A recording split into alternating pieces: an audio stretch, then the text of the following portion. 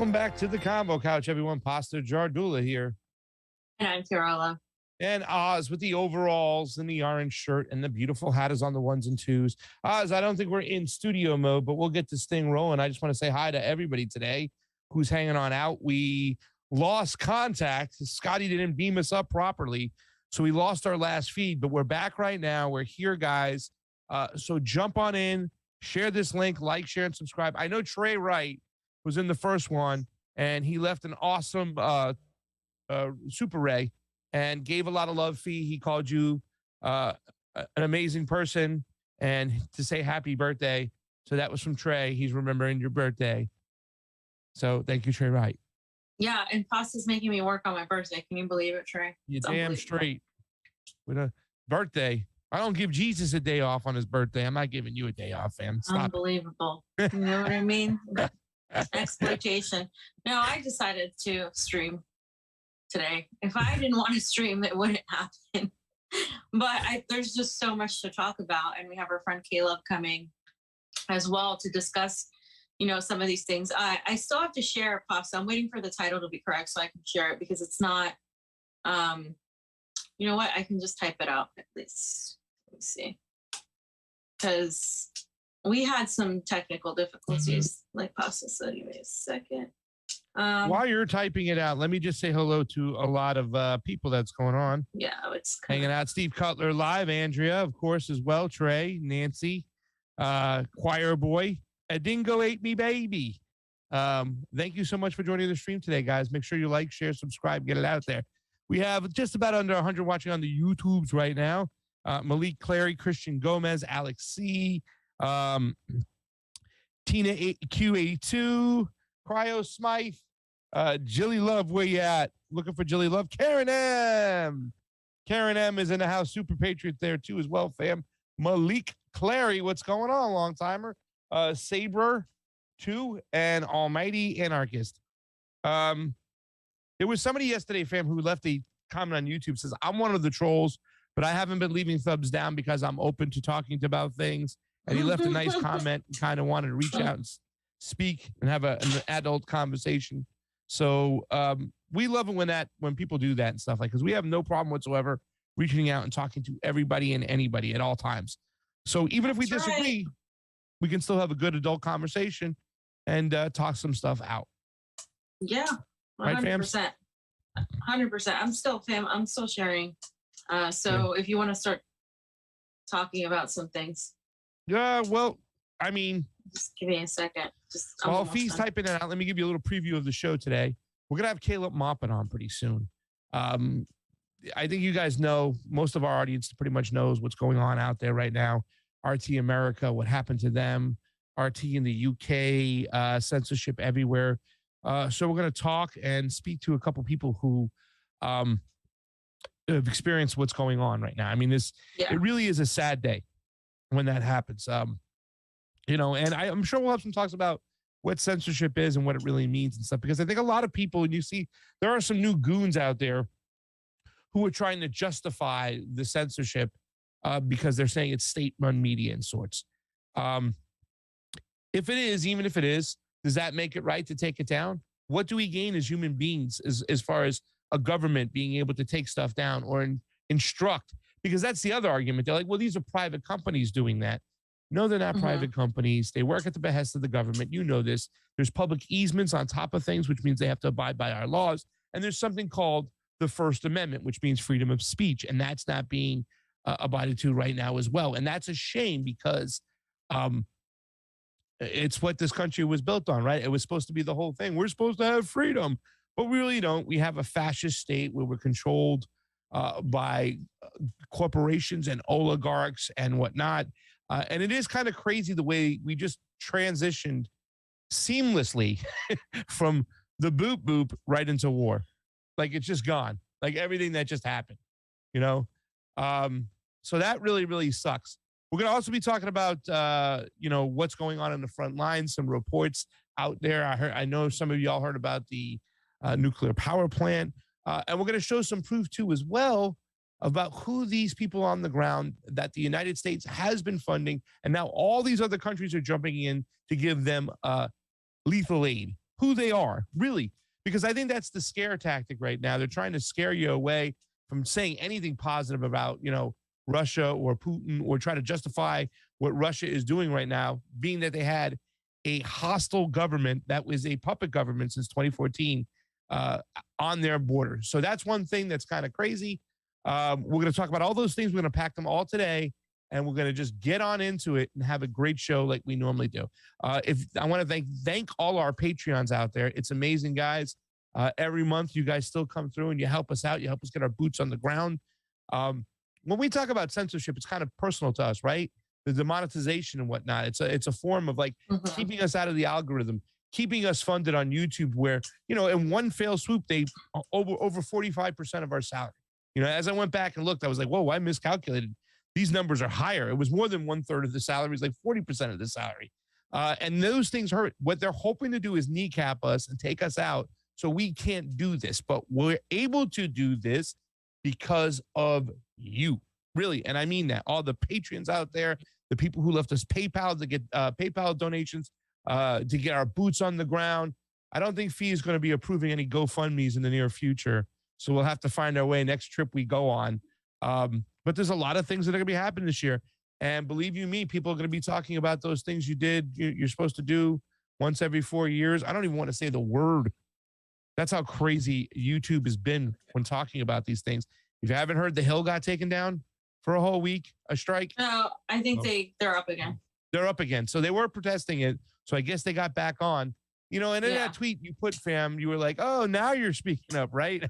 I mean, I asked them, I said, could you imagine if you also lost a week's salary and also it slowed down your future monetary gains as well? So now you can't even make more money in the future? Well, specifically Ryan Grimm, I mean, he acts like he's been, you know, the arbiter, the number one, you know, anti-censorship guy. And that's simply untrue. When Trump supporters and when people were getting censored, he was for it. And also this whole idea that, oh, we didn't say any misinformation about the election. Oh, so because you didn't say any supposed misinformation of the election, you're mad. But if somebody had said some misinformation about the election, you wouldn't be mad? Like, you wouldn't speak out? That's my thing. Like, they're still for censorship. They're just mad that it's happening to them. And, you know, and that's my issue with people like Ryan Grimm. It's like, they're still like not understanding that we don't have fair elections in this country whatsoever. And that you're literally, you know, you're pretending we do. But I'm going to start on this section, fam, because our guest will be here shortly. And just so you guys know, we've all heard, right? RT News, and we're at slide 7. RT News is a no more RT America specifically. The rest, RT International is, and there are other segments of RT that are still there, but RT America to end production after more than a decade on air. TNR Productions, which operates RT's sister channel in the U.S., has confirmed its closure to staff and colleagues as a result of unforeseen events and the interruption of normal business operations. TNR Productions, LLC, TNR, is currently ceasing all television production work at all of its bureaus throughout the United States.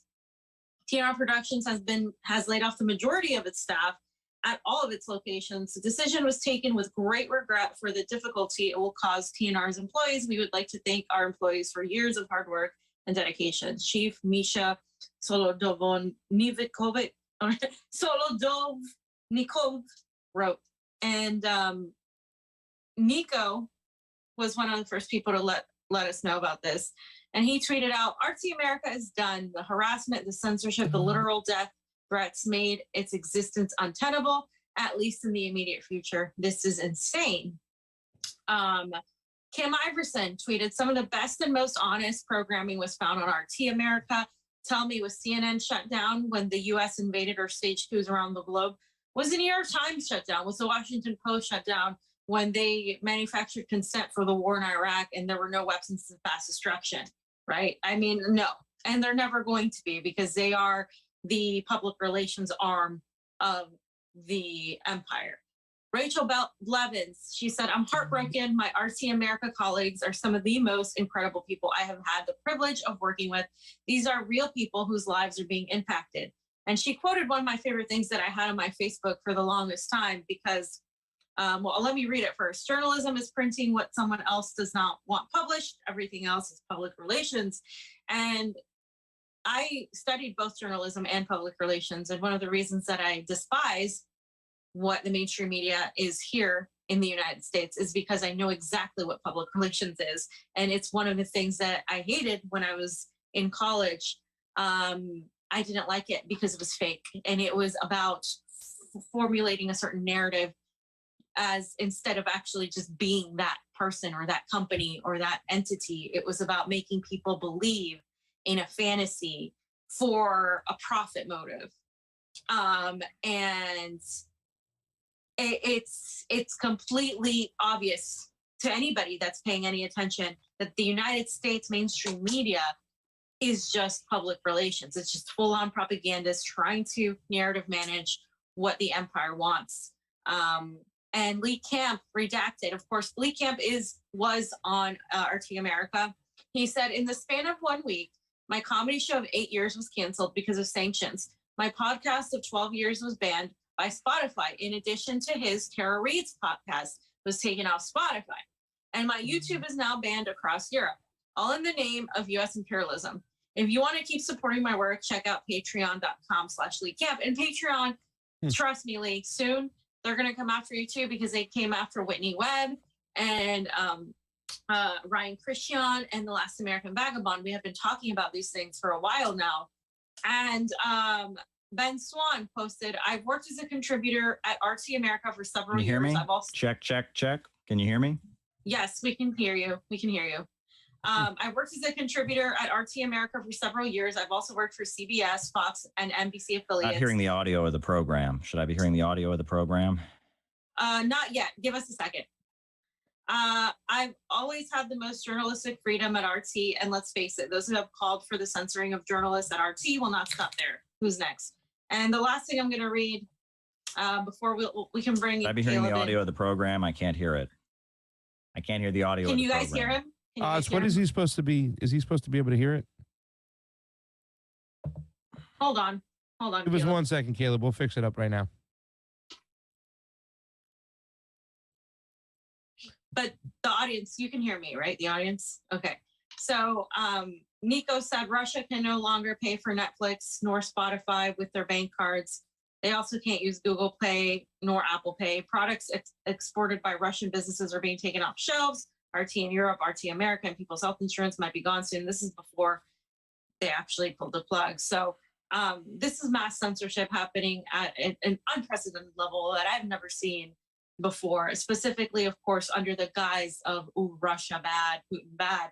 But they have been doing this for a while now. If you guys recall, during the pandemic, they started the audio censoring of the people. program. Give us a second. He's working on it. Let me. What's wrong? What is it? What do I need to tell him?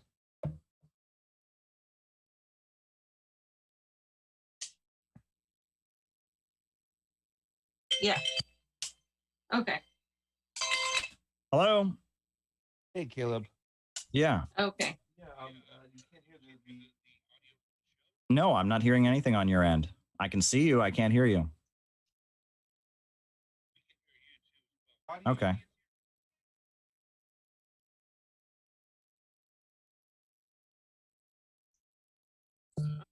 Yeah. Okay. So let me just continue. Marie posted this about RT being removed from Telegram. Should I come back on? Should I log in and log back in? Okay. Okay, yeah. Like I can't talk while he's talking because then it's like confusing. Okay, because I think everybody can hear him, but he just can't hear everybody else. Yeah. Okay, so Marie posted that Telegram was removed, that RT was removed from Telegram, and then also, of course, backed up by Ismael Sanchez Castillo. This is also RT in Espanol. So RT in general is blocked from Telegram. Again, this is unprecedented. Like I've never seen before. Still can't hear you. I'm not getting any audio. So I don't know what we should we like, because people can hear him. So I don't know. There's no way to call him, Pasta? I did, but he still can't hear the audio. Okay. You can't hear the audio of the show at all, Caleb, but you can hear us is what you're saying. Well, he can't hear you. Can't hear you. you. It's the sound on my computer is working. I can't hear you though. Do you want to call me? Do you want to just do it over the phone? Yeah. I can hear you audio over the phone. Okay. Yeah. We'll do it that way.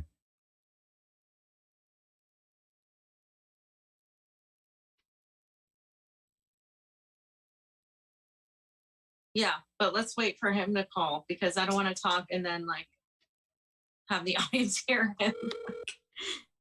He's calling me. Yeah. Who should he call?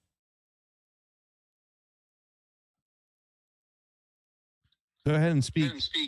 Check. Can you hear me? I'm putting you on speakerphone and I'll just have it sitting here and I can hear your audio that way.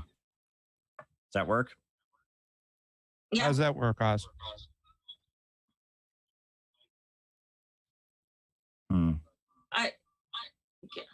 I mean, it'll have to do quickly. We'll just get right into it, Caleb. So RT America, of course, has shut down. They're also censoring information on Telegram, anything from RT. They're censoring Discord now on misinformation. The community guidelines changed, I think, yesterday at like midnight. And now whatever they consider misinformation is prohibited.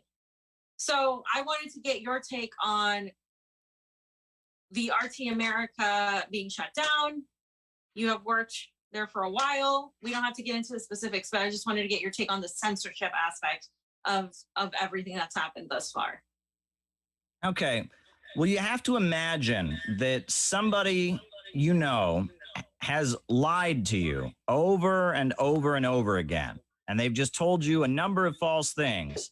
And then on top of that, they're trying to silence someone who disagrees with them. Now, if you knew somebody who was doing that, would you think that this was an honest person, that this person had right on their side? And we've seen this throughout this entire Ukraine crisis over the last couple months. They have shown us video from video games. They've shown us video from Iraq and Syria and said that it comes from Ukraine.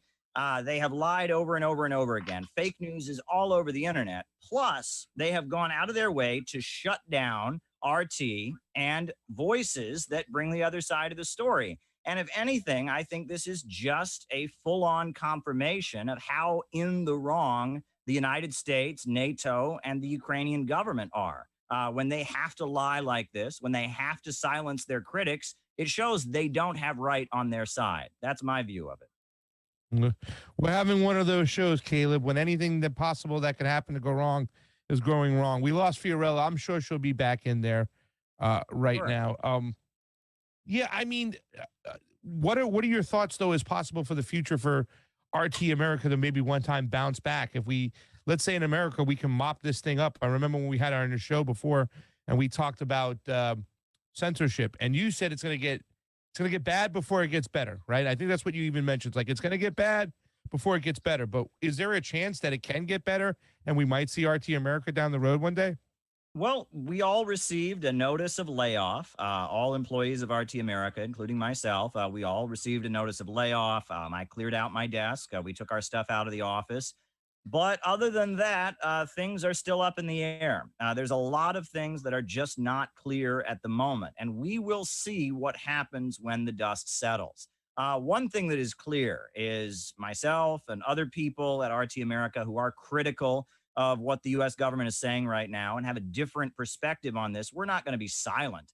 We're not just going to go away. We're going to keep doing it. I'm all over social media. I'm on YouTube and many other people that are associated with RT that have a critical perspective that, you know, maybe they're not associated with RT, but they're critical of this. We're not going away. We're going to keep doing this. And that's why they're so desperate to silence us. And that's what's really bizarre about this situation is they seem to think that if they stop some bank transfers or they engage in widespread social media intimidation, which I've never seen anything like this. You know, I mean, they must have their troll farms working overtime. They must be spending like millions of dollars on the troll farms because the harassment that anybody who's critical of their narrative is getting right now is so ridiculous. And do you really think that with their country in the middle of a war, with bombs going off, Ukrainians are just taking the time to run to their computers and tweet in English at people who disagree with NATO. I really doubt this is coming from Ukrainians. But regardless, the social media intimidation, the cutting off of bank transactions, the harassment, it's not going to stop people from opposing their wars. So at the end of the day, I expect we will come out ahead. These are just the hard times, right? This is the darkest before dawn hour. But I'm going to keep going, and so are a lot of people I know who agree with me. Yeah. Go back stronger. Sorry. No, it's okay. I agree. And I just wanted to show Caleb's tweet that he put. I don't think we've shown it. It should be 19. And you said you were cleaning out your desk, and it was heartbreaking that things were unclear, that you have no intention of stopping, as you just said. What specifically did you like about working for RT? Because a lot of the mainstream media and the smears there's so much control, right, over what you say, over what you don't say. So I've seen the same things come at Tara Reid, and a lot of my friends work at RT or have worked at RT. So for me, I've just never heard that, but I just want to hear it from you. Like, did you have some sort of authoritarian, you cannot say this? Because that's how media works in the United States. You must get approval if you're going to attack Hillary Clinton, or you'll be fired.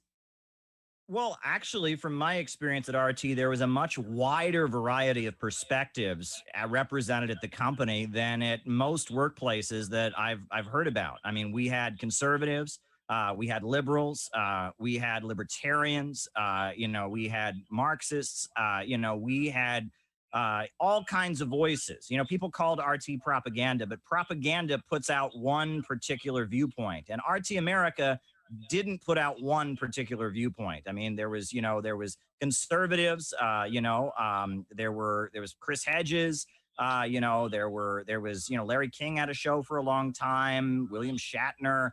There's a lot of different perspectives represented, a lot of great personalities with many different views coming forward. And I will say that there were a lot of people that had various interpretations of world events also. I mean, yes, the prevailing trend tended to be critical of what U.S. leaders said, but when it came to international events, Steve Malzberg, a big supporter of Israel, he had a TV show on RT America. He put forward his view. Chris Hedges, a longtime critic of U.S. foreign policy, he was on RT America. There were a number of different perspectives represented. So I really, the idea that RT was this stifling place and we were all, marching in lockstep with the Kremlin is absolutely ridiculous. Absolutely ridiculous. You look at who the guests were, you look at who came on. It was a wide variety of perspectives. Another thing that I will say is that this doesn't just apply to media companies. This applies to all workplaces. Right now, people are very afraid to say what they think at work. The political correctness culture has led to a situation where if you make an offhand remark or say something that someone interprets the wrong way, you can get fired. It wasn't like that at RT. Now, that's not to say there weren't people who disagreed with each other or people who took offense to other people's words, but it didn't have that kind of dangerous woke corporate culture that's kind of taking over a lot of workplaces. A lot of that have nothing to do with business, nowadays. Nowadays in the business world, people are very, very afraid they're going to say the wrong thing. They're going to tweet the wrong thing. Their boss is going to see it and they'll get fired. Wasn't like that at RT. RT was quite non-totalitarian in comparison to a lot of people I know who work at just regular companies in New York City. Fee, do you have a follow-up or should I just shoot? No, go ahead. Well, I got to admit, Caleb, a lot of people, when they'd say, okay, Pasta, your favorite channel is RT. In fact, there was somebody who hated on us that once was friends with us and said, they have RT in their household constantly over there. It's ridiculous. And I was like, I like RT. I think it's one of the best channels around. But when I got my mom to start watching it, whatnot, and she says she's going to miss you in the streets of New York, by the way, now that it's off of DirecTV. I would have a hard time explaining this to people and kind of trying to legitimize the fact that it was somewhat sponsored by the Russian government and stuff. How did you push back when people would ask you, and I'm sure people have asked you behind, like, well, how could, a Russian sponsored or partially funded by the Russian government television show be fair and balanced? Well, any media is going to have an editorial perspective. That's just the reality. Any newspaper, any publication, any radio program is going to have somewhat of an editorial perspective. But, you know, they bait, you know, RT for the fact that its funding comes from Russia. It's not a state broadcast entity. I want to make that clear, by the way. It's actually, there's a private media company in RT, RIA Novosti, and RIA Novosti gets funding, but it's not a direct government entity. It's more like PBS. PBS is a private corporation here in the United States, but it gets funding, and that's how RT works. And we got to be clear about that, right? I mean, if you're going to call RT state media, then you have to call PBS, you have to call BBC that. But beyond that, right, let's look at who the mainstream media are. You got NBC, and that's a creation of General Electric, right? General Electric is one of the top Pentagon military contractors. Fox News, another, you know, that's the top name in cable news in the United States. At one time, Fox News was actually partially owned by the Kingdom of Saudi Arabia. I mean, and, you know, we know about the News Corporation and Rupert Murdoch and his views. You know, you can go down the line. Anderson Cooper of CNN has admitted in the Washington Post the way he got his job at CNN is he worked for the CIA and they got him the job. So there's a whole lot of distortion, just a whole lot of distortion and unfair arguments. And this whole demonization of RT because it's from Russia, it's funded, that whole narrative is based on appealing to people's biases. You know, that we give a pass to U.S. imperialism, we give a pass to Wall Street and Pentagon contractors, and we assume that whoever they're opposing, like the Russian government or the Chinese government or the Venezuelan government or the Iranian government, we assume that they're the bad guy.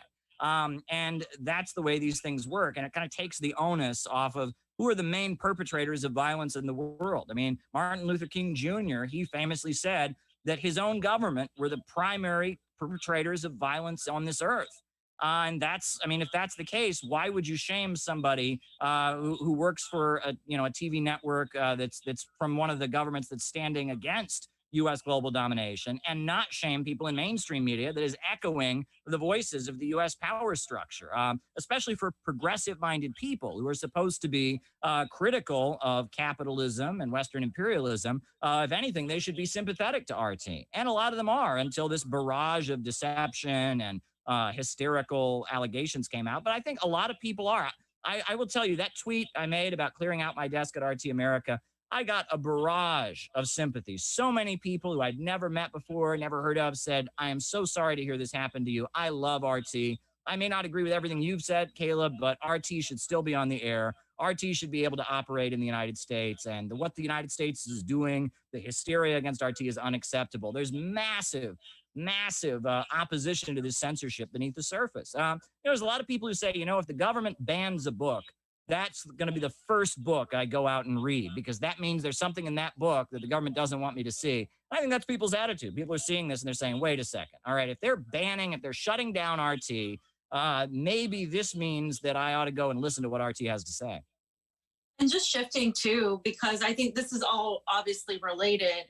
You have continuously talked about how this isn't an illegal invasion. And I have been an advocate, a very huge critic of people calling this Putin's war or calling this an illegal invasion. From your perspective, I want to hear why you think this isn't an illegal invasion, and also compare that to how the mainstream media has portrayed U.S. invasions as interventions and vice versa, up until now, where it's a Russian invasion. But never once have they called it, a U.S. invasion. They call it an intervention. Well, I guess it depends on your definition of the word invasion, okay? Because when you talk about a home invasion, if someone comes into your house without your permission, they've home invaded you. That's an invasion by definition. However, if you use the more legal definition of it, the definition that's standard, used when discussing international affairs, an invasion is carried out with the intent to conquer, right? With the intent to take over the country, overthrow its government. That's not what Russia's doing right now. You have to understand, this started in 2014 when the United States worked with radicals and extremists in the Ukrainian far right wing to topple the government. And after that happened in 2014, the people in the eastern regions, Donetsk and Lugansk, the Donbass region, they broke away from the Ukrainian government and they formed the People's Republic of Donetsk and the People's Republic of Lugansk, led by the communists. And they asked Russia to recognize them as independent countries. And Russia said no. Russia said, no, we want you to be part of Ukraine. And instead of recognizing them in 2014, Russia facilitated the Minsk Agreement. And the Minsk Agreement was supposed to lead to the people in the eastern regions who speak Russian as their language, who consider themselves to be Russian, are proud of the legacy of the Second World War and the defeat of Hitler. It was supposed to lead to them being reintegrated back into Ukraine. But that Minsk Agreement that was signed in 2015, it's been 7 years. That agreement has not been implemented. What has been going on over the course of the past 7 years is bombing, shelling, drone strikes, and 14,000 people in Donetsk and Lugansk have died. 14,000 deaths. They have not implemented the agreement. They are bombing these folks. They are killing them. They have a food blockade. You know, I mean, they have killed a number of children. They have a memorial to all the children who have died. I mean, it's just, you can look at this memorial they built with stuffed animals for the children that have died. The people of these regions, the 4 million people of Donbass, they have been subject to years and years of hell. And they've asked Russia to recognize them, and Russia didn't, and they waited. And they said, no, we want the Minsk Agreement to be implemented. We want the Minsk Agreement to be implemented. And Ukraine didn't implement the Minsk Agreement. Zelensky, the current Ukrainian president, got elected on the platform that he was going to bring the country back together. He was going to bring the country back together, overcome the divisions created by the U.S. coup in 2014, but he wasn't able to do it. The far right wing and the Nazi forces and other forces in the military were stronger than Zelensky was. So then, you know, fast forward to a couple months ago, out of nowhere, you had U.S. officials announcing Russia is about to invade Ukraine. And I pay close attention. I report from the United Nations. Russian officials came forward and they said, no, we're not going to invade Ukraine. And U.S. officials just kept saying, Russia is going to invade Ukraine. They're having military exercises in Belarus. And Russia said, we do that every year. Every year we have exercises in Belarus. We told you we were going to do these exercises. We're not going to invade Ukraine. What is this about? And so in order to appease the United States, because they wouldn't let this go, Russia actually started moving their troops away from the border to make clear they were not invading Ukraine. And then we saw what this was really about. Bombs went off in Donetsk, bombs went off in Lugansk, all that shelling and mortar fire escalated. And it was very clear what was going on. You know, Biden, he didn't like Trump. He considered Trump to be a Russian agent, and they blamed Trump, Russia for Trump getting elected, which is ridiculous. And now the Biden administration, coming out of the pandemic, was working with the Ukrainian government, and they were going to roll into Lugansk and roll into Donetsk and slaughter these people. And the idea was to intimidate Russia, to basically dare Russia to intervene and protect them, and basically put Russia into a situation where, moving in to protect them would look like they were invading Ukraine. It looked like the United States was right all along. See, they were going to invade. Well, Russia, they said, look, we are going to protect the people of the eastern regions. They granted them recognition, and they moved their forces into Donetsk and Lugansk to protect the people of the eastern regions. And then they moved ahead to take apart the Ukrainian military, to dismantle that Ukrainian military that's been bombing and shelling these people, to get rid of this huge stockpile of U.S.-made weapons that are on their border, to make clear to the Ukrainian government that they better not join the NATO coalition and threaten them right on their border. And yes,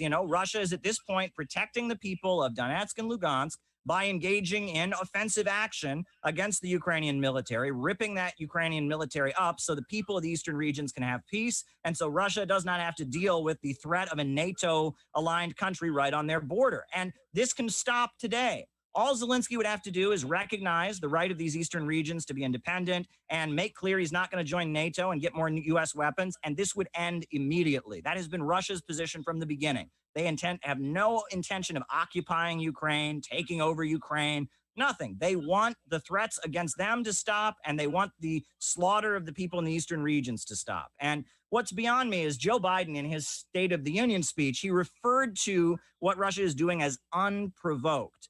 There have been 8 years of provocations, 8 years of shelling, 14,000 people dead. You want to talk about, provocations. For him to say this is unprovoked. I mean, you watch CNN, you would just think that Putin was having a bad day and he said, I'd really like to take over Ukraine. And that's what happened. That is not what happened, right? I mean, this is a response to 8 years of shelling, attacks, and violence This is a response to 7 years of failed attempts to reintegrate the Russian-speaking people back into Ukrainian society. I mean, let's just talk about facts here. I mean, imagine that there was some Republican or conservative right-wing governor in Texas or New Mexico, and he decided that he was going to start giving Latinos and Chicano people tickets for speaking Spanish. He was going to drag them into court, make them pay fines for speaking their own language. We wouldn't stand for that here in the United States. We'd say that's racism, that's unacceptable. You know, we're not going to tolerate that.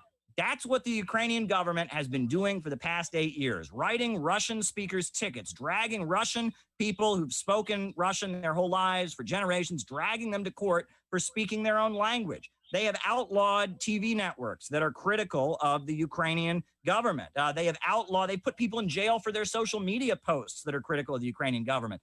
They portray Ukraine as a democracy. It is not a democracy in any sense. The people voted for Zelensky because they wanted peace, and Zelensky didn't have the power to do it. These far right-wing extreme forces that dominate the country basically told the president they don't want to hear it, and the president was unable to actually carry out his rule. That's not democracy. And let me add, they also say Ukraine is independent, and this is a threat on Ukraine's independence. Ukraine is not independent. Ukraine is a colony of U.S. imperialism. Zelensky doesn't move without asking the permission of U.S.-backed military advisors, European Union NGOs, and strategists. Zelensky clearly doesn't run the country. He got elected promising peace, and he hasn't been able to carry it out. And there are all kinds of European Union, British, and American officials in Ukraine telling him exactly what to do. If they told him to lick the floor on national TV, he would probably do it. That's how controlled Zelensky is. So saying that this is an attack on Ukraine's independence, there's no independence in Ukraine. Ukraine's independence ended in 2014 when the United States overthrew their government. Crazy too, as well. I know. That was a great summary, Caleb. That was a great summary of everything a lot of us have been saying. But it's great to hear it from somebody else, so we know that we're not crazy.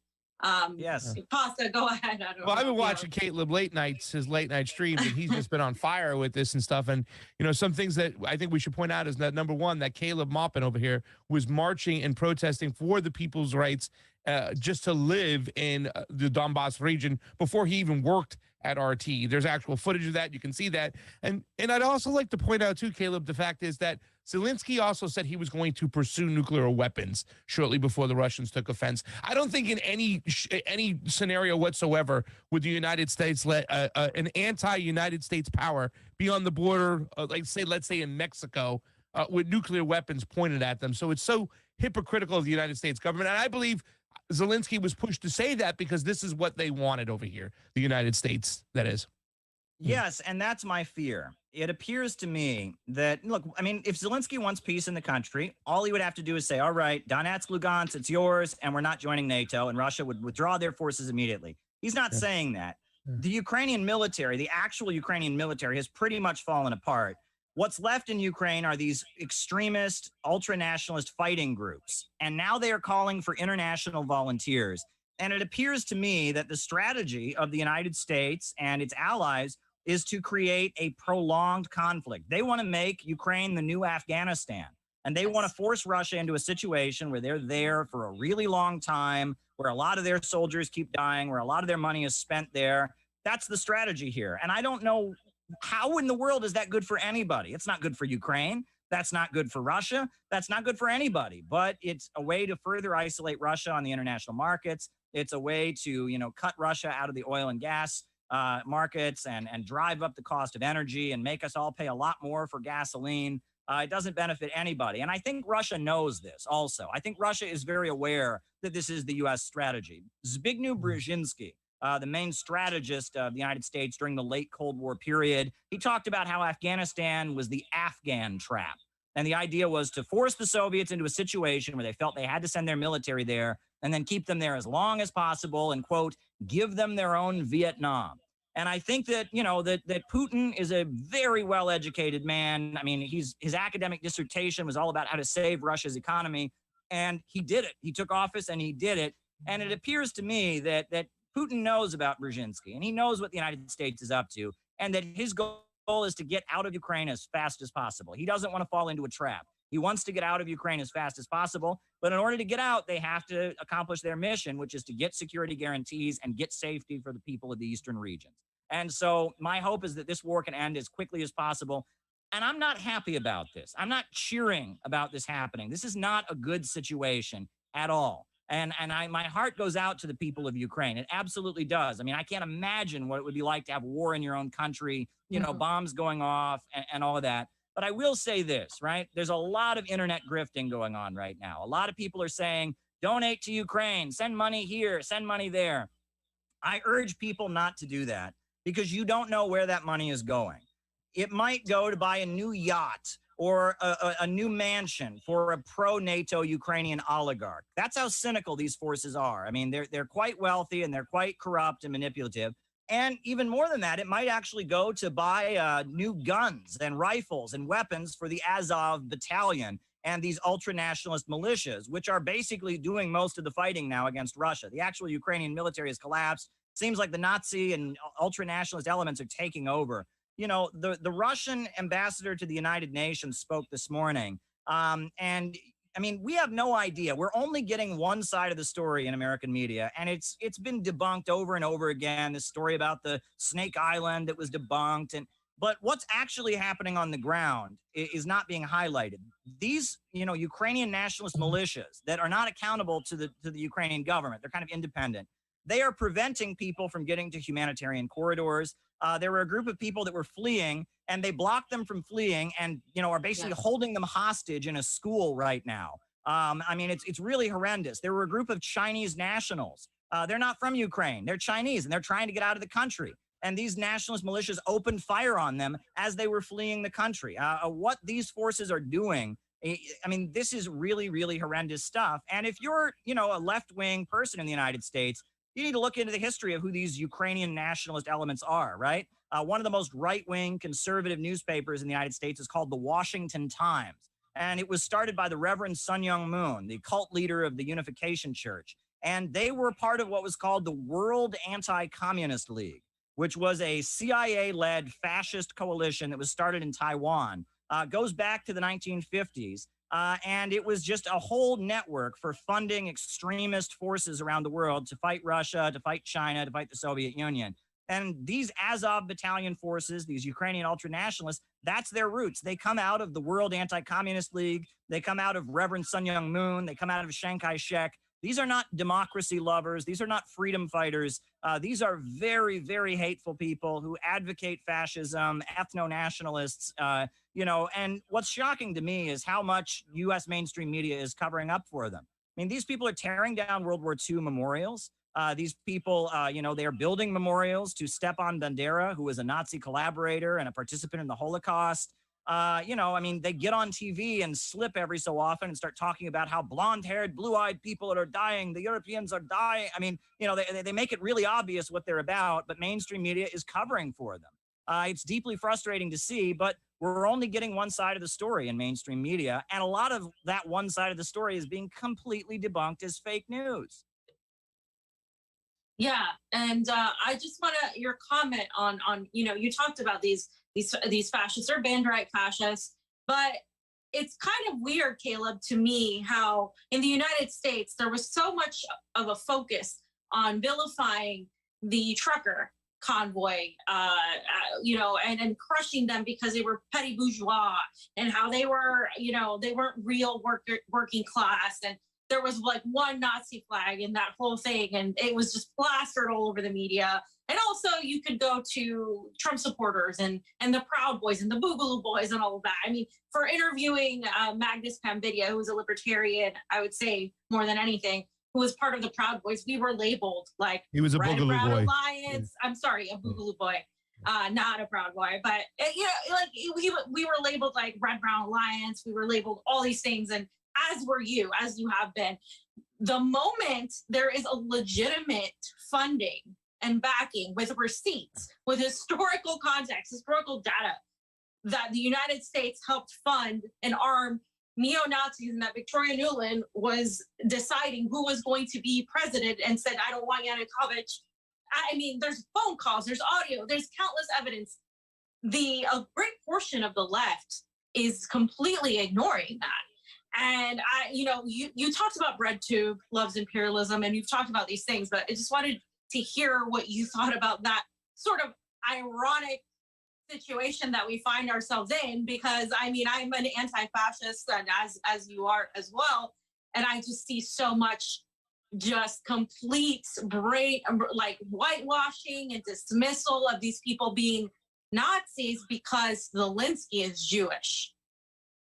Yeah, I mean, this has been kind of my obsession over the past couple years. I've done a lot of research. I wrote, my book on Kamala Harris. I wrote my book, BreadTube Serves Imperialism. And it started during the Cold War. You started to see covert funding. The CIA started giving money to Trotskyites, to anarchists, and to other elements of the left that were against the Soviet Union and against the Communist Party.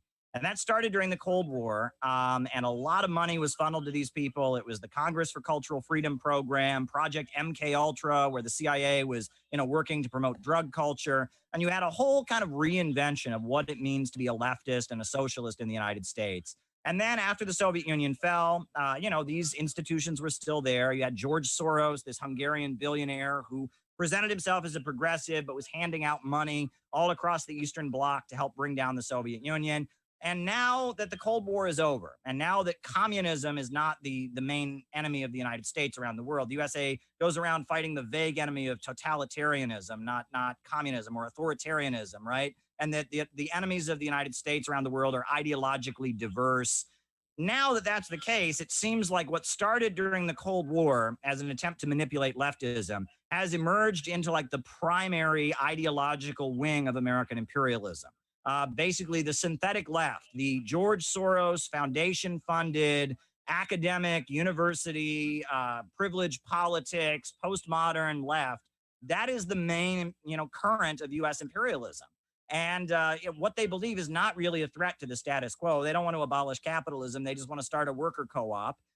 They don't want to abolish the system of imperialism. They simply want to, make sure that there are people of color and women and trans people represented at the top of it. And that is the main current of imperialism. Whereas it seems like on the right, you have a lot of people that, their ideology might be very conservative. They might say communism is the main threat. They might really love capitalism, be libertarian. But they're against the status quo. They're against the wars. They're questioning what the corporate media says. So we have a very, very strange political situation. And in that situation, if you are a legit leftist who is against the Pentagon, who is against Wall Street, you're going to realize that you need to be talking to the people on the right, and that a lot of these people on the so-called left who equate you with a Nazi just because you're questioning the Wall Street war narrative, they're not your friends. And I have been at the forefront, along with the Center for Political Innovation, of beating the drum that we need to reevaluate what socialism means. And we need to reorient left-wing activism in the United States. I've said out of the movement to the masses. Yeah. Being that you're here too as well, it's, I just want to point out a lot of people who, I try to talk to, like, my mother or her friends, a lot of conservatives, whatnot, they do think that communism is the antichrist of sorts. They do think it's the problem because of centralized power. And I often mention how many times that, like, no, I mean, that's not what socialism is about. That Caleb has let us come to his group and talk about censorship and how important it is to hear all points of view. It's so ironic that right now that RT America is closed down as we had met coming to speak about censorship. But how do you sell socialism to a lot of these conservatives and stuff? I asked one of your colleagues, why not just change the name? Why not call it something different? I've heard you say that America is going to get its own, if we do kind of venture down this avenue, it's going to get its own brand of socialism. So why don't we rebrand it? Well, I have often said that, Soviet-style communism is not coming back anytime soon. The Soviet Union fell for a reason. I mean, the Soviet Union had great successes. They defeated the Nazis. They invented space travel. They raised millions of people from poverty. They electrified the whole country. They wiped out illiteracy. They made Russia a modern country. I mean, they achieved amazing things, but they also had some real big problems. And those problems ultimately played a role in their demise in 1991. And if you look at, communism around the world, not in the West, not, some, academic, some college professor who thinks he's a Marxist, not some, 20-year-old who hates Republicans and is going around saying he's a Marxist. But if you look at what the Nicaraguans, are doing, if you look at what the Chinese are doing, if you look at what, what they're doing in various parts of the world, what the People's Republic of Donetsk and Lugansk are doing, those folks believe in communism, but it's a different kind of communism. Hugo Chavez used the word 21st century socialism. And these folks understand that you need a market sector. People ought to be able to open their own business and such. And, you also, you can't be hostile to people for their religious faith. Hugo Chavez was Roman Catholic. Nicolas Maduro is Roman Catholic. The leader of Nicaragua, Daniel Ortega, is also Roman Catholic. And their religious faith is a big part of the government there. They say Christianity, socialism, and solidarity. So, a lot has changed. President Xi Jinping has kind of mixed Marxism with traditional Chinese culture and Confucianism, and that socialism around the world, the countries that are still building a non-capitalist economy, have greatly changed and adjusted since the Cold War. And socialism in the West has also completely changed and been completely manipulated by government money and CIA, manipulation and infiltration. And so the left in the West is just completely pro-imperialist and completely lost its mind. The left in the developing world, in countries like Vietnam, the socialism and Marxism that they are advocating is quite interesting and unique. And, in social...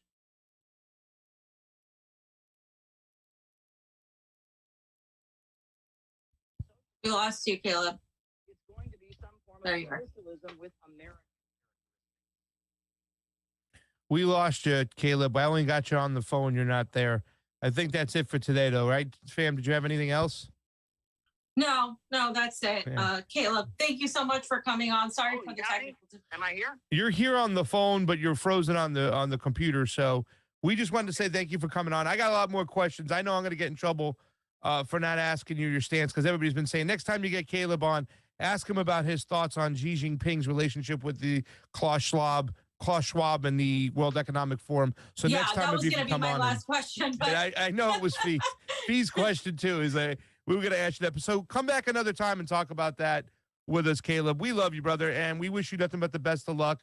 Sorry what the censorship has gotten to, but we know you're going to keep fighting, and we're going to keep reposting you. All right. Well, thank you very much. Later, Talk to you Caleb. Caleb. Caleb Maupin, everybody. Yeah.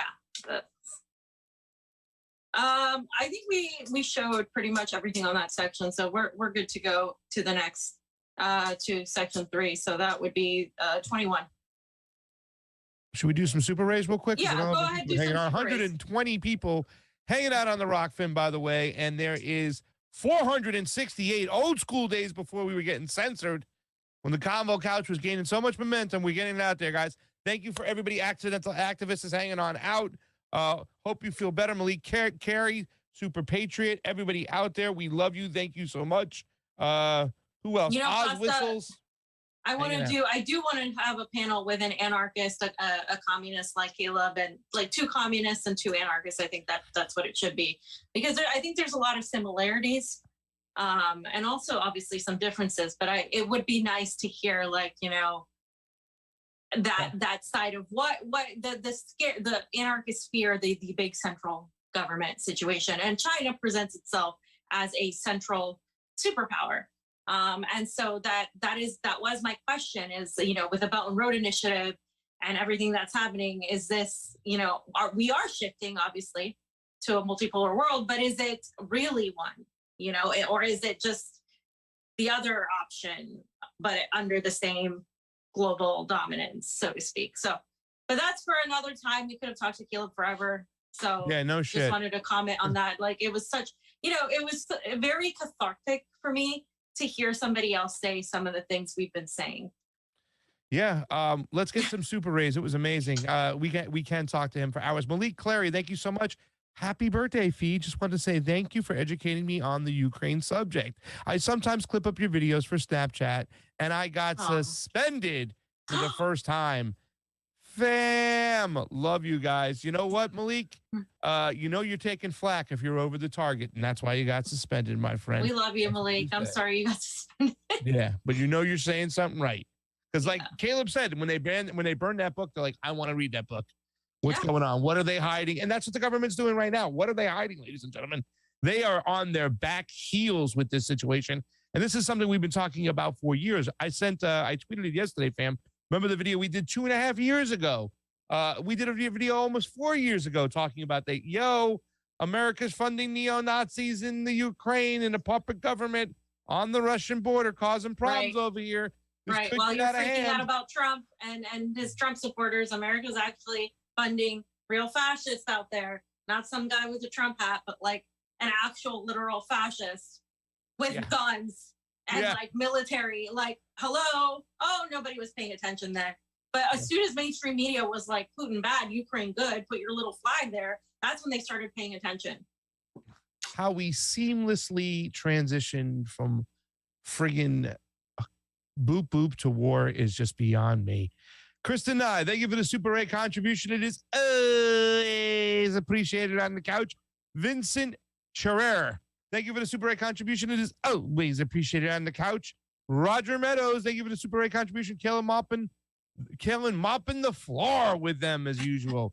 I just thought you guys were going to stick around and hear my comments on Sabby's show when I was hitting Chuck Schumer with questions on a private Zoom that New York Span, the New York Progressive Action Network, put on. It was quite interesting when he sidestepped our question on getting behind New York Health Act. Also, late great Ed Schultz said received more overnight. Great Ed Schultz said he received more oversight at MSNBC than he ever did at RT. And that is the truth. That's what Caleb said. That's what Ben Swan said. There's more oversight at the mainstream media companies in the United States and the West than there is at RT. And I said this before. What did I have to do? Like, as an RT producer, all I have to do is get somebody who was banned on MSNBC and CNN, and they were banned for a reason. Throw them on, like, you know what I'm saying, and let them speak like a Chris Matthews, like an Ed Schultz, like a Larry King. That's all I got to do. They're anti-establishment. They're going to give a different perspective, and that's going to sell. And we need that perspective out there. It's a shame that RT had to be the source to provide us a different perspective until people like us came on the airwaves and the interwebs to do so. It's ridiculous. Keep Left says censorship dies in the cleansing sunshine of truth. Here's to the truth tellers. That's from Keep Left. And Denny McCartney, thank you so much for the Super 8 contribution. Free thinking needs classified. Pam. Awesome. Okay. What's going on? Guys, do me a favor. Hit the like button, hit the subscribe button, hit the share button. A lot of you's on, hanging on out. We got a massive audience today on a Friday. What's going on? Why aren't you guys out there They're doing here stuff? because it's my birthday. That's what's going on. They're here for Fee's birthday. Well, let's get to the next subject. Bam. I should be having Moscow mules right now. Fam. With the vodka Putin pays you with for saying stuff positive about him. By the way, I will send all of you to the gulag since I'm interim president today. If you dare throw away vodka because you love Ukraine, like, please do not throw away vodka. That is a crime. That is a penalty under my totalitarian global dominance. Under the theocracy. Change. Yeah. Anyway. All right, let's get into this right now. Guys, we have a couple subjects, a couple sections. The third one, we should probably call it the Alex Rubinstein Hour because I took a lot of videos. He's been doing some great work about showing what these Nazis are like. One of the questions I didn't get a chance to ask Caleb was, what is street politics? Because that's something that's supposedly implied. In other words, there's politics in the parliament and there's politics on the street.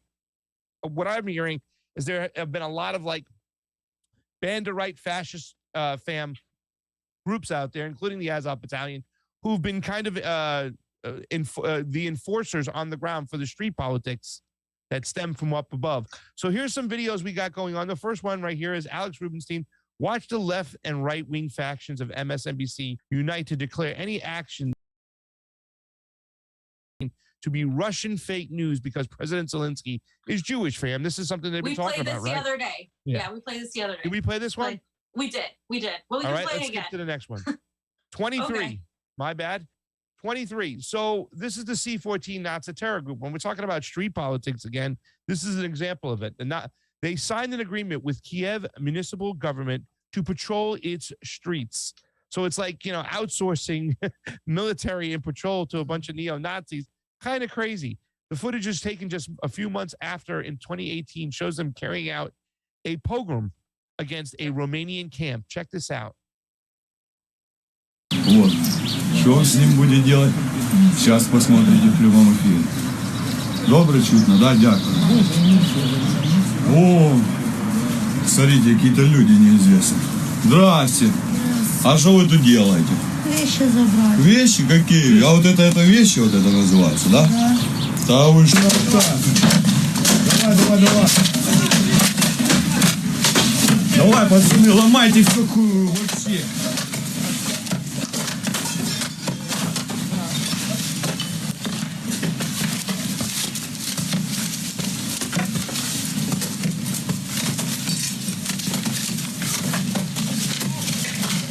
Как же здесь воняет, ребята, невозможно передать, где мы находимся. Французский. Давай его, да. Прикинь, это эти мрази так живут в моем лесу. Смотрите, дудочки. Колобудочки. Пакетов наворовали. Я твой дом трубас отдал, давай!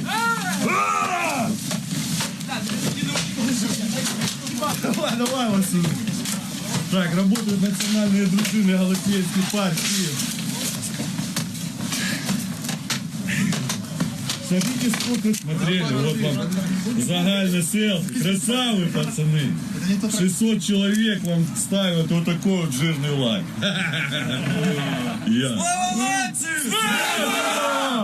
Все, дякую, I don't що even want to дивились. know what that means, fam. Great group of guys, huh, fam? What do you think? Yeah, I mean, so again, Send just money to because- Ukraine. Yeah, just because Zelensky's Jewish doesn't mean that these people aren't hateful towards certain minorities, including Romanis, or what they used to be called, a lot of them gypsies, and ethnic Slavic minorities, and of course ethnic Russians. This is what we've been saying all along. What Mark Sloboda has been saying. These are actual band-right fascists, and as Caleb was saying, Zelensky doesn't have any power. He hasn't been able to actually have control of the government. The government's pretty much in control of these people. And now the military has pretty much been taken over by these people because the Ukrainian military has largely been defeated. This is something you're not hearing in the mainstream media. And so this isn't surprising at all, but it just goes to show you, like, when we're talking about Nazis on the Combo Couch, we don't just label everybody a Nazi. This is what we're talking about here. This is, it's uncomfortable to watch. And now it's a shame too, because also, like you said, the Ukrainian military has been pretty much the military forces have been disassembled, hit pretty hard, and now Zelensky's got to rely on these freaking these Nazi groups, these Banderites, these Azov battalions, these C-14s to go and fight the war for him now, because he's a puppet of the West, and this is the only solution he has now is to embrace these Nazis. It's crazy. Yeah. And the next video we also saw already, but again, this video here, yeah, when? yeah, like last show. But if you want to replay it, I'm game to replay it. Well, 100. yeah, I don't remember. I think what happened, I think you couldn't hear it or something. Is something that's probably why. All right, you played this the last show. Well, it just, and I don't know why I didn't piggyback on talking about it. It just shows you like what's going on, the actual culture that's there, why they're there, why they put money behind these groups. Because I remember Anthony Blinken was saying, when you get Russians, when you let them in the door, it's hard to get them out. Yeah, well, same could be said with Nazis. Once you let them in the door, it's going to be hard to get them out. And there's a reason why the United States has supported these groups. The United States has always supported radical groups like the Mujahideen, ISIS, Al-Qaeda, all these groups right now, because they do their dirty work. And this is one of the heads of the C-14 realizing, knowing what position it is. He goes, they need us to do their dirty work pretty much. So I just want to go to the next slide, number 25, real quick. Black in the Empire says, our government is desperately trying to throw as much misinformation and propaganda at us as they can, and with as many people as they can, in hopes that our citizens never find out that they were knowingly funding and arming neo-Nazis. that could be a big reason too for the censorship quickly, fam, too, as well, is they don't want the truth to get out. Yeah, I agree. I mean, I think some people know the truth. They're just defending because they've gone so far to defend it. So like thus far, they're too deep in it. And so now they're like pretending it's, living in an alternate reality where this isn't happening. But I think a lot of people don't know because all they see is mainstream media, and mainstream media isn't talking about the reality that we armed and funded neo-Nazis in 2014. And these are actual bandit fascists. And we're still doing it. The United States government is still doing it. The American people don't know. A lot of people are still completely like tuned out. And also it's just worth pointing out that the American people haven't really been affected in terms of like directly on the ground. They haven't seen like, war on our soil like that, like for a long time, you know what I mean? Like that hasn't happened. Whereas other countries like Russia, like countries in West Asia, Syrian country, the country of Syria, the countries of Iran, these countries are so used to war on their soil that it's easier for them to see through the propaganda. Whereas like in the United States, people are so distracted and like, the world just revolves around them and like they're Captain America. And unfortunately, they're still, a lot of people are still not questioning this narrative because the propaganda is so pervasive. It's everywhere. It's everywhere from the food you eat to the shows you watch. They're going after freaking Princess Anastasia, like from Disney. Like, they're going after cats, like Russian cats. It's just peak neoliberalism, symbolic bullshit, but they know the audience that they're targeting. Yeah. And you got idiots like Destiny who just repeat their bullshit CIA talking points on a regular basis. You and Caleb both got to debate Destiny. I really don't want to even talk to that clown. Just listen to him talk to this whole situation. It's just projecting. It's almost like he says the same things, except quicker, faster, that Nancy Pelosi would say. Literally, Putin wants to do this. It's all projecting. Like, you don't know this shit. You're just making this shit up. And then what in any situation that you're saying whatsoever, what gives the United States the right to go and interfere and go put their nose in shit? They don't. By the way, somebody who follows us, he was taken down. He got in trouble for posting that same video, pretty much the Jimmy Dore one with the Ukraine Nazis talking. So he couldn't do anything for 24 hours. So they are really trying to hide all this information. Yeah. Fam, what's the next video? I remember this one. I saw this the other day.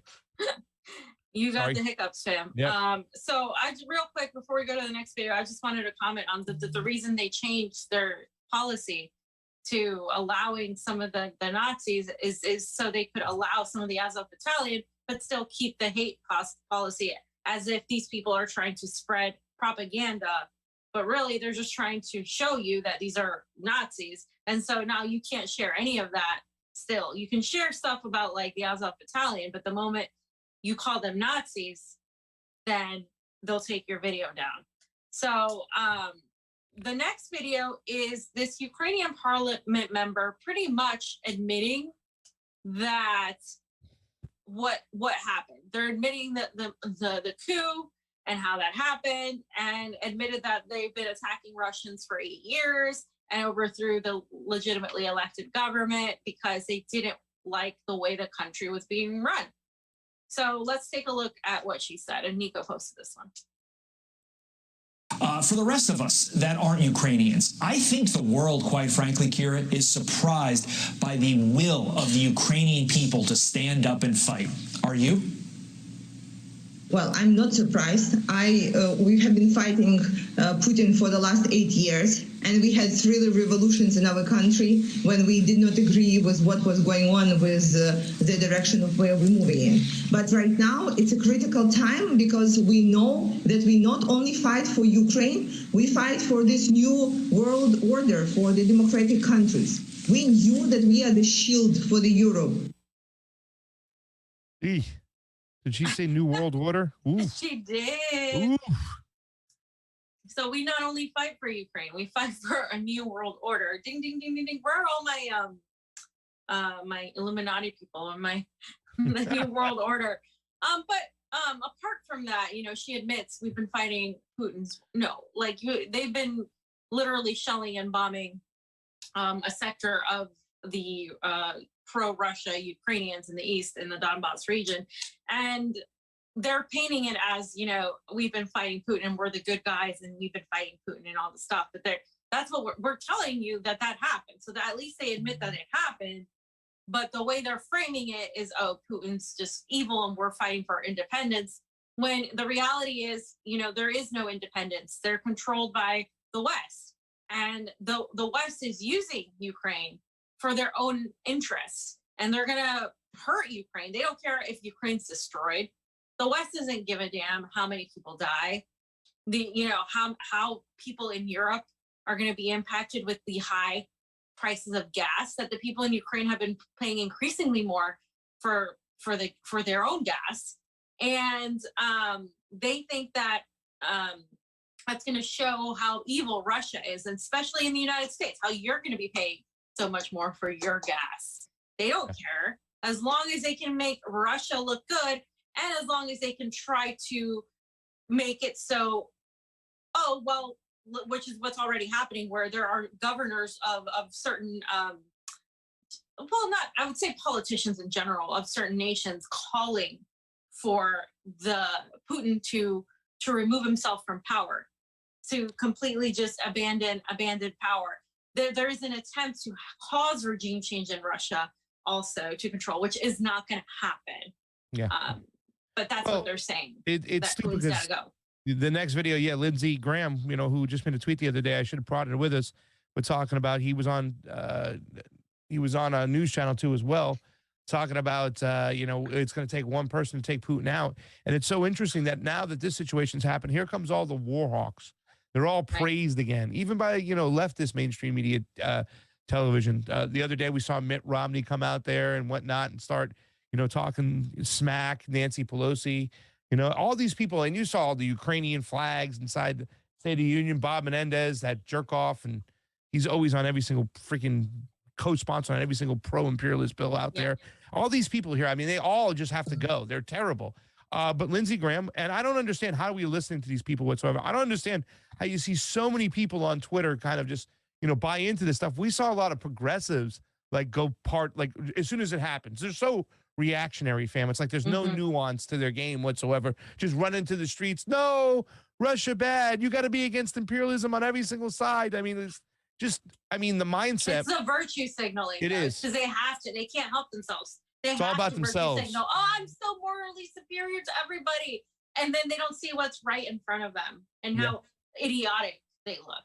Yeah. And to piggyback on what Caleb said, I am not happy for this. I am not like rooting for Putin. I'm not justifying anything and stuff like that. But it should be expected from what we've been seeing for so long. In the United States, if you're an American, the only person you should be upset at and the only person you should be trying to hold accountable are the people who forced the coup in 2014 and caused so many deaths and poverty in that country. Because not only did they get their new government in that country, they started dipping their hands in carpetbagging and making money. Everybody in Congress, we did shows about this. You know, Patrick Henningsen talked about it the other day. A lot of politicians made a ton of money. We've talked about it for so long, right? For years, we've talked about, look at the money Adam Schiff made, Paul Pelosi, Joe Biden. They all, you know, had their dirty fingers in there, but yet I don't understand what it is, fam. I guess the program goes that deep, the programming that is of American citizens, when no matter what, they make Putin bad and these people buy it. Yeah.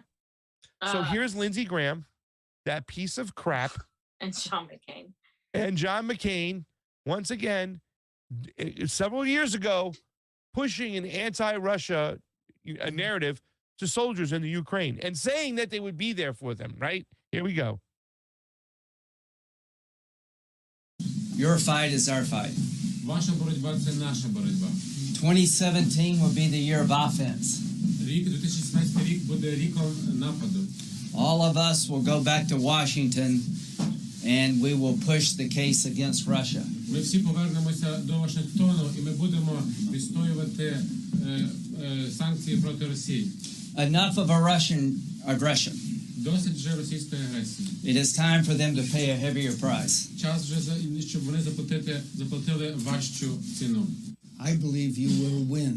I am convinced you will win, and we will do everything we can to provide you with what you need to to win.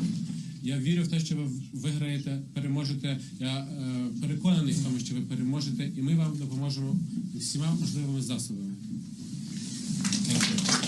Це те ж саме гільзи з ворожих БМП, які розмальовані художництвом. З Новим роком! I mean, they pushed the coup. They propped up a coup. They sponsored a coup. They funded a coup. The country was turned. You can see that right there. I mean, they should go to jail for war crimes right there. Lindsey Graham should be tried for crimes against humanity right there, right there. But also notice how they notice how they tell you like what they're going to do and how they did what they said they were going to do. Yeah. But people, you know, act like this just started with Putin and expanding his power and he's going to take over Ukraine. I mean, but all you have to do is go back to what happened before, to what happened in history, to look at the context. There's no way you can trust anything these people say because they are great at narrative management. That's their job. That's their job. And they've been doing it. If the pandemic didn't show you how great they are at it, this needs to, because again, I have never seen anything like this before, as Caleb said. Like I thought that the peak propaganda was going to be from COVID, and COVID's over. Like I got my friend texted me yesterday, you know, they're not going to require vaccination cards or tests anymore. Masks are gone in LA. Like, it's over. Now it's like, hey, Putin, Russia ended COVID. Hey, Russia. Like, come on. We got to at least thank Russia for ending COVID all of a sudden. I mean, it's just, you know. Well, the thing that's really sad about it is the fact is that we transitioned, like I said, seamlessly from COVID into war. And none of those people who, you know, once again, crimes against humanity, who force people to do things with their own body they didn't want to do. Otherwise, they would lose their job. And that is coercion. They're never going to have to pay a price. And what's left in the wake? That's the question. What's left in the wake? We're going to have to step back and revisit this stuff and go take a look. Because here's the thing, too. In their toolbox from the State of the Union, he kind of implied that it's going to be there just in case we got to do it again. And the whole framework for the fourth industrial revolution is set up, right? I mean, this is something right now, but people, they get duped so easy. They're like, look over here. No, and they start looking over there and they just forgot what they were looking at over here. And it's a shame because a lot of people lost jobs. A lot of censorship has been put in place and it's only going to get worse, right? That was the beginning. And now they just did it again. They just completed their, well, nobody said anything about censorship before. In fact, there was a lot of people who cheered it on, especially people There's on the still left. people cheering this on. Still cheering because it on. they don't like, because they think, you know, I think it's justified. There's a bunch of tankies. And look at the Intercept. I didn't even put it in here. The Intercept stupid fucking article on like how, tankies and faux leftists are supporting Putin. It's like, you might as well be Rachel Maddow with spouting the same rhetoric. I mean, it's just complete and total. I mean, it's no surprise, but there are still people out there that think the Intercept is legit, like progressive journalism, right? And you still have people like Ryan Grimm feigning concern about censorship when they're, you know, the editor-in-chief of publications like that. You still have people like Brianna Joy Gray bringing on Ken Klippenstein as if he has something important to say about any of this shit. Like, it's just so infested, so co-opted the last, you know, as Caleb was saying, it's like they serve imperialism. That's it. They serve imperialism. They make money off of slightly criticizing, but just, they don't want anything to change. They just want it to look like it's changed.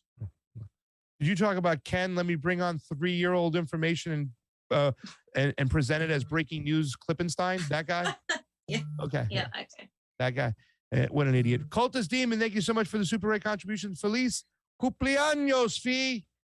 Zoran Vasilik, thank you. Happy birthday, Fiorella. May all your wishes come true. Free vodka for all of us in the Fiocracy. Let's do it. Arthur Carter, thank you so much. The combo couch rocked. No, Arthur Carter, you rock.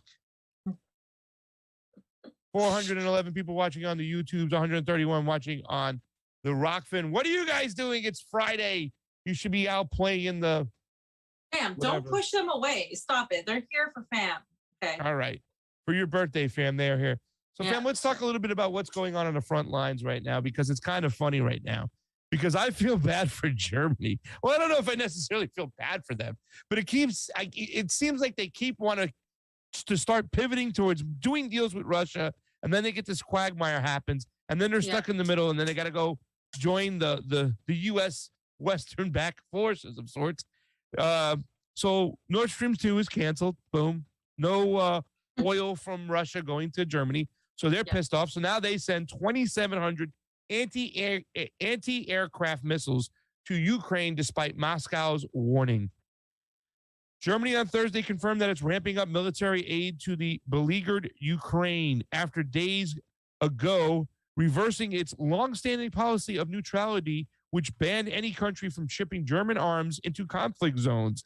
Now, after 1 week of Russia's brutal invasion of Ukraine, Berlin is sending an additional 2,700 anti-aircraft missiles to Kiev. It comes after initial arms shipment already arrived upon the request of the Ukrainian government, given that also on Thursday, the White House confirmed that it's sharing real-time intelligence with the Ukrainian military. What Ukrainian military? They're sharing it with the Azov battalion now. All of this suggests that NATO allies are slowly getting sucked in more directly amid Ukraine's effort to defend its territory, fam. So Germany, who's going to suffer now because they can't get this oil, is now getting pissed off and doubling down and sending anti-aircraft missiles to Ukraine. Right. And they're going to suffer the most. The German people are going to suffer the most because the prices, Europe in general.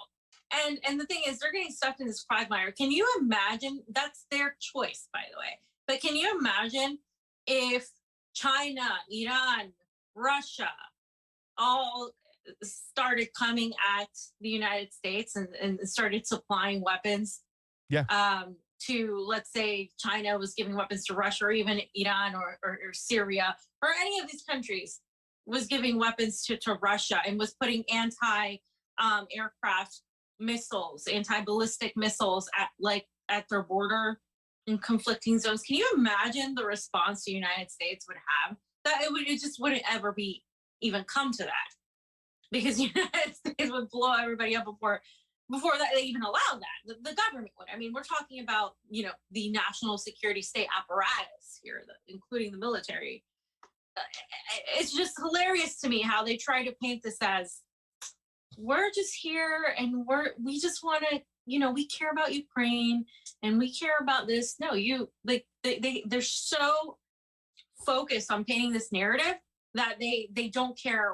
Literally, they're making stupid economic decisions, because again, Russia will be fine in terms of, even though the ruble has gone down, they have an opportunity with China. They have a market outside of Europe. Europe isn't their only market. Yeah. They have West Asia, they have East Asia, they have the global South. Yeah.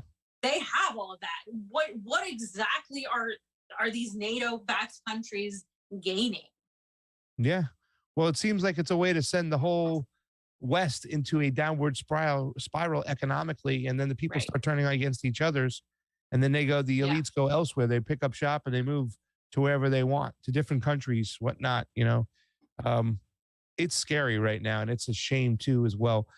Let's talk about the kind of propaganda that's out there too as well. There was a nuclear power plant, fam, I guess, that was caught on fire. So here it is. The U.S. accuses Russia of war crime with power plant attack, as NATO warns Putin's onslaught to get worse. And it says the war in Ukraine took a perilous turn on Friday as Russian President Vladimir Putin's forces were accused of shelling a huge nuclear power plant before taking control of the facility. Ukraine's nuclear energy agency said a fire sparked by Russian shelling on the Zaporizhzhia nuclear power plant, I know I didn't say that right, about 400 miles southeast of Kiev, was extinguished with no risk of radiation leaks. Russia blamed Ukraine for the fire, calling it a monstrous provocation. But the U.S. Embassy in Kiev accused Putin of a war crime with what it said was shelling of Europe's largest nuclear power plant. Here's the next one. ABC News. Now, fam, I put this one up here as well because look at the bar on the ABC News. You got this up, Oz? Let me make sure. My bad. You see the bar up above? Mm-hmm. See what it says, fam? It says ABC News video live shows coronavirus and January 6th riot. Like, so you could click a link for the January 6th riot. Still, Russians take Ukrainian nuclear power plant, no radiation after fire. So pretty much the Russians got it and there's no radiation. They have control of it, fam. Everything is under control. They try to really twist the narrative and try to make it look like the Russians were bombing a power plant. They didn't care, Right. nuclear power plant, Yeah. and it really wasn't that. So And here's it go. wasn't. Go ahead. No, I was just gonna say, and it wasn't. There are reports that it was like a sabotage operation, that it was done on purpose by Ukrainians, like pro-Ukrainian groups. That's what's being also reported.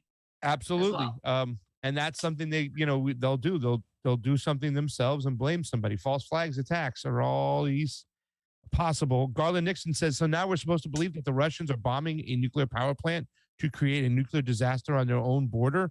Right. The propaganda is absurd, fam. Right. It doesn't It's make any absurd. sense. They're denying it. They're saying that this is not them. That why would they do that? It doesn't make any sense. And again, the outrage that you see in mainstream media about this, right? How many times have certain nations, the global South and West Asia, been attacked by the U.S. like via the U.S. has attacked these nuclear power plants in Iraq, Iran, Yeah. Syria, most recently. Silence, right? They could fucking keep doing it all day, but you will never hear about it. I mean, this is again just like the complete and total hypocrisy when it comes to dealing with those nations versus like the media, versus how this is, this whole rumor started that Russia's just trying to like recreate the Chernobyl crisis and like bring back, like, it's just like so cinematic and not in a good way. But in like an exaggerated fictional way. Yeah. Next clip. So this is very important. It's been confirmed by the Minister of Foreign Exteriors or Exterior Relations, Sergei Lavrov, who offered commentary about the supposed the biolabs that were burned or bombed in Ukraine. And these biolabs, of course, have been built there. And the way I look at it, I think you might agree with this, is Ukraine, as you've mentioned, is like the toilet bowl for like the West in Europe, right? And so they've been doing lots of experiments. And so this Russian foreign minister basically said that they're denouncing the existence of the chemical military laboratories that were set up by the US and the UK in Odessa and Kiev in Ukraine. So let's hear what he says. Putin varias veces dijo que la amenaza ya está en nuestras fronteras. Creo que no es ningún secreto. Tenemos datos que el Pentágono está muy preocupado con el destino de las instalaciones químicas en Ucrania, porque el Pentágono construyó 2 laboratorios militares en Ucrania y ahora están muy preocupados. Okay, so basically they were saying that he was very worried because they constructed 2 of these laboratories, and they're very, very worried about the significance of those. And again, I forgot it was entirely in Spanish because I understood it. So brain fart.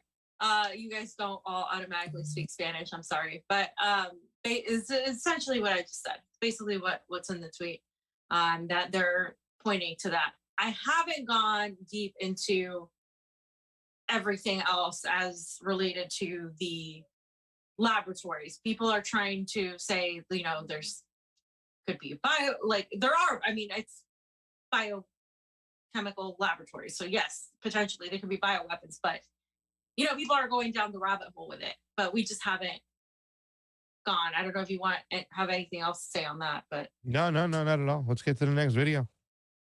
okay, so this video is showing, and you can honestly, it's all, you can play it because it's, while I talk, because it's just, you're not going to understand anything. It's just mass looting in Mariupol, which is the area that is very a hot area between the Russian and Ukrainian troops. And you guys can see the state of the, are you playing it? You guys can see the, is that the correct video? Yeah.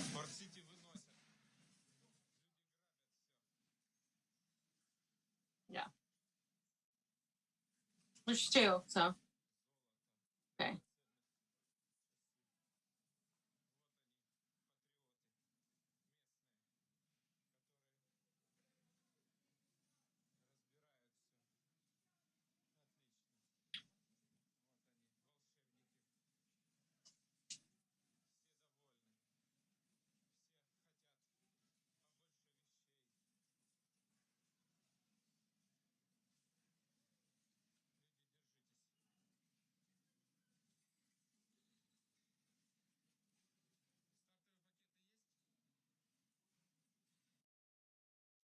All right, so you guys can see like the state of the what's going on there. And so also there's another video that has the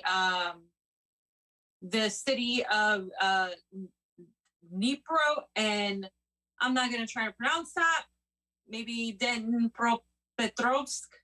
And the civilians there are continuing their exodus through the humanitarian corridors organized by the Russian military. So I just wanted to kind of throw this whole, a lot of people have been told in Western media that the Ukrainian military is trying to hurt civilians, that they're trying to kill people. I've seen countless videos of the opposite, where they're trying to help people get the Russian military, that the Russian military is trying to hurt people. And I've seen the opposite. I've seen several videos of the Russian military trying to help people cross the border and get out. And that also echoes what Caleb has also been seeing, where the Ukrainian military, or the Ukrainian whatever that is in charge, has been trying to keep people in this region, because if civilians do die, they can blame it on Putin. So it's this whole thing happening. And you can just play it as you can see them trying to go through. Господи, сколько там людей! And shout out to our friend Dennis for putting up these videos that are in Russian, because we wouldn't be able to find them. I haven't been able to find these videos like that. So yes, thank you, Dennis Rotusiak. We appreciate is that you. how you say it? Because I don't Rotusiak is our comrade, fam. Fam, your Russian accent is hilarious. Since we're all going to be ruled by Putin now. Okay, let's see. So what's the next one? Let me see here. I thought that was the last one. Okay. Oh, no, that wasn't the last one. We have one more picture. Yay, what do we got? You got to do this one. You got to do the voice of this one. The only one that can stop Russia is Rocky. Yo, Adrian. I'm going to beat up Ivan Drago. Is he that little? He looks so little. He's tiny. He's tiny. Roided up son of a bitch. Anyways. Well, guys, it's my birthday. You guys is know, it? Fam, I didn't know that. Wow. The reason I say that is for the super chat people, if they wanted to say anything before we left. We are. I'm going to read some right now for you right now, including the next one, which is a generous one. One of the old school producers of the Convo Couch, Arem. A very hefty, lovely one for happy birthday, Fiorella. Who would have thought that on this day 23 years ago, that an ordinary day would be the day the world would become better and better and better and better. all the way to paradise. Thank you, Fiorella. Hey, Rem, I understand you want to leave a nice birthday thing, and that is so nice of you to do it, but please don't make me nauseous reading the thing over again like that. I mean, just come on. There's only so much I can do, even on Fee's birthday. Fee, how about this? This is from Devin Wolf. Thank you for the Super Ray contribution. It is always appreciated on the couch. You're going to get gulagged. It's my birthday. That is a violation of Amendment 1. They got to have a get out of gulag free pass over here. Kept left. Thank you for the Super 8 contribution. I don't know if you heard, Max Blumenthal says the Texas Restaurant Association has ordered all restaurants in Texas to remove all Russian products and menu items. Unbreakable. We live in a fucking cartoon. But that's the thing. When you have an issue over here, now bring in war and you get those conservatives to come right back at those neocons. I don't want to say conservatives, those neocons. Where are the populist right? Where is the populist right? Call them out, just like we call out the left. Just call Where's them the out. populist right out? The ones who are anti-war. Where you at? Anti-mandate. JJ, thank you for the Super 8 contribution. Says Fiorella, happy birthday. Hey, thank you. Ladies and gentlemen, thank you for a long show today. We got to get Fee out of here. It's her birthday, so she's got to go celebrate. Thank you to the one troll that came in today, the 96 thumbs up. The 140 people are here. Thank you for the YouTubes today that had over 400 people in change today watching us. And thank you to Caleb Maupin for hanging on in through all the technical issues. And we'd love to see Caleb back on the show soon, as we can have a lot of great conversations. Fam, you got anything to say for your birthday? No, not yet. I just had a very good birthday today, and you guys will hear more later. A special shout out, love, and quick recovery. I'm already drunk on joy. Yeah, you could be drunk on joy. Special love and shout out to an old school friend, Gabriel Ramirez. Hope you're doing well. Get better, fam. We'll see you soon. Bye, guys. So that's it for today, guys. For Pasta Have a fun Giardula. weekend. Oh, jeez. It's the weekend. Fam, can we go already? I know it's your birthday and everything, but oh my Lord. For Pasta Giardula. Fiorella, the president of the United States, for this weekend. Face. Combo out, everybody. Happy birthday, Fee. 23 years old. Interim president. Interim. Bye.